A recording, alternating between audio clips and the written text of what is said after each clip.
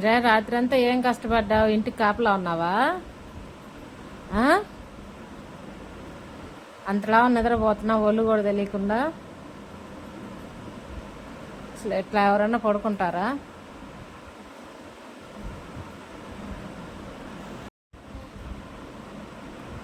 ఉదయం లేచిన కాడ నుంచి ఇంకా కొంతసేపు అటు ఇటు తిరుగుతాడు, అరుస్తాడు కుక్కలు ఏదన్నా వస్తే, మళ్ళీ వస్తాడు పడుకుంటాడు. మళ్ళీ ఆకలి అయ్యిందంటే గొడవ చేస్తాడనమాట. ఉదయం పూట ఒక్కసారి మట్టుకి ఆకలి అవుతుందని చెప్పి వాళ్ళ డాడీని అరుస్తాడు పెట్టమని 8 గంటలకి. లేకుంటే ఇంకా అడగదు. ఆకలి అయినా కూడా అడగడు అనమాట. చూడండి అసలు ఎట్లా నిద్రపోతున్నాడు. అదేదో మాకు నైట్ అంతా ఇంటికి కాపలా ఉన్నట్టు నైట్ అంతా ఏసీలోనే ఉంటాడు.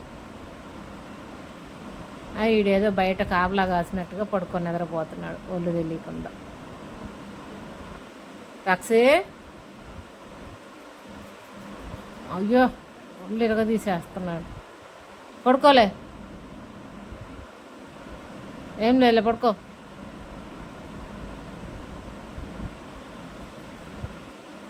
మళ్ళీ నిద్ర డిస్టర్బ్ చేయకూడదు. అదే ఏదన్నా పిల్ల కుక్క వచ్చేసింది అనుకో బ్రహ్మాండంగా లేసి అరుస్తాడు. ఎవరన్నా బండి వెళ్ళకూడదు. మా ఇల్లు చివరైపోయి బతికిపోయాం కానీ మధ్యలో ఉన్నడితేనా మేము అల్లాడిపోయేవాళ్ళం. ఈ చివరైతేనే ఎవరన్నా వచ్చినా బండి వచ్చినా అరుస్తుంది. ఇంకా మధ్యలో అంటే ఎన్ని బండ్లు తిరుగుతుంటాయో.